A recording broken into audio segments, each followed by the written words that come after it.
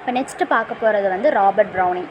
Robert ப்ரௌனிங்கை பற்றி சொல்லப்போனால் இவர் வந்து இங்கிலீஷ் போயட். எந்த டைமில் அப்படின்னா விக்டோரியன் எராவில் வந்து இவர் வந்து இங்கிலீஷ் போயட்டாக இருந்திருக்காராம். அப்புறம் இவரோட டேட் ஆஃப் பர்த்தும் பிறந்ததும் இறந்ததும் ஓகேவா. பிறந்தது வந்து 1812 வந்து பிறந்திருக்காரு. இறந்தது வந்து 1889 வந்து இறந்திருக்காரு. யார்? ராபர்ட் ப்ரௌனிங் ஓகேவா. இவர் வந்து ஒரு டார்க் ஹியூமர் அந்த மாதிரி உள்ள ஸ்டோரிஸ் எல்லாமே நிறைய எழுதுவாராம்.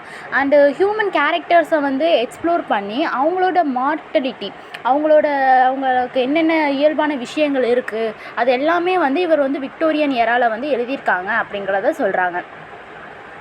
அப்புறம் இவர் வந்து பிறந்தது வந்து கேம்பர்வெல் அப்படிங்கிற இதில் லண்டனில் பிறந்திருக்காரு.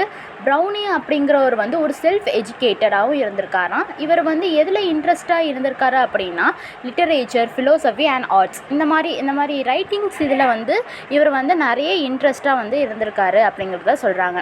இவரோட ஒர்க்ஸ் வந்து என்னென்ன அப்படிங்கிறத சில கொடுத்துருக்காங்க, பார்த்துக்கோங்க ஓகேவா.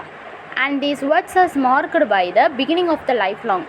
அதாவது அதாவது ஒரு ஹியூமனோட லைஃப் வந்து ஸ்டார்டிங்லேருந்து எண்டிங் வரை எப்படி இருக்கும், அவங்களோட கேரக்டர்ஸஸ் அண்ட் ஃபிலோசஃபர் தீம்ஸ் எல்லாருமே இவர் வந்து சூப்பராக வந்து எழுதியிருப்பாராம்.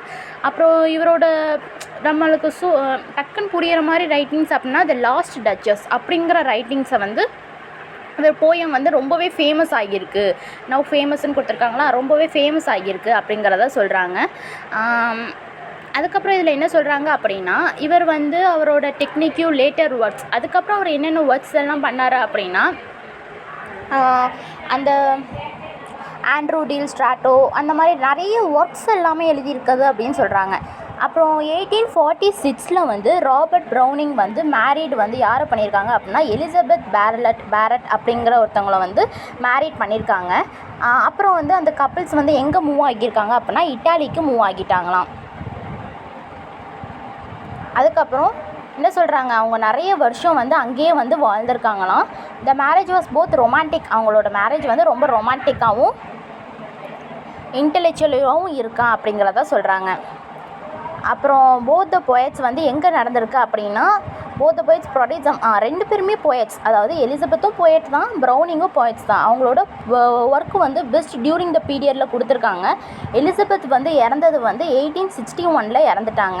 அது வந்து ரொம்பவே ராபர்ட் ப்ரௌனிங்க்கு வந்து ரொம்பவே அஃபெக்ட் ஆகிட்டு, ஏன்னா அவங்க ரொம்பவே அவங்கள லவ் பண்ணியிருப்பாங்க. அப்புறம் அதுக்கப்புறம் அவங்க இங்கிலாண்டுக்கே ரிட்டர்ன் ஆகி அவங்களோட ரைட்டிங்ஸை வந்து கண்டினியூ பண்ணிட்டாங்க அப்படிங்கிறத சொல்கிறாங்க. ப்ரௌனிங் வந்து எலிசபெத்தை மேரீட் பண்ணியிருப்பாங்க. எலிசபெத் ரெண்டு பேருமே நல்லா வாழ்ந்திருப்பாங்க. எங்கே வாழ்ந்திருப்பாங்க? இட்டாலியில் இருந்திருப்பாங்க. எலிசபெத் இறந்த பிறகும் அவங்களோட இது வந்து அவங்களால தாங்கிக்கவே முடியலை ப்ரௌனிங்கால். அதுக்கப்புறம் அவங்களோட ரைட்டிங்ஸை வந்து இங்கிலாண்ட்ஸில் எழுத ஆரம்பித்தாங்க. அப்புறம் நிறைய ரைட்டிங் என்னென்ன ரைட்டிங் தான் எழுதியிருக்காங்கன்னா after the death of his wife, அவங்க ஒய்ஃப் இறந்த பிறகு the ring and the book அப்படிங்கிற ஒரு ரைட்டிங்ஸ் வந்து எழுதியிருக்காங்க. அது உண்மையிலே அந்த 17th centuryயில் இட்டாலியில் செம்ம ஃபேமஸாக ஆகியிருக்கு. இன்னும் வரைக்குமே ராபர்ட் ப்ரௌனிங்கை வந்து செலப்ரேட் பண்ணுவாங்க. அப்புறம் ராபர்ட் ப்ரௌனிங் இறந்தது வந்து 1889 வந்து இறந்துருக்காங்களாம். அப்புறம் அதே தான் இவங்க வந்து பொயட்ரி, ட்ராமா இவங்க எல்லாமே நிறைய எழுதுகிறாங்க அப்படிங்கிறத சொல்கிறாங்க.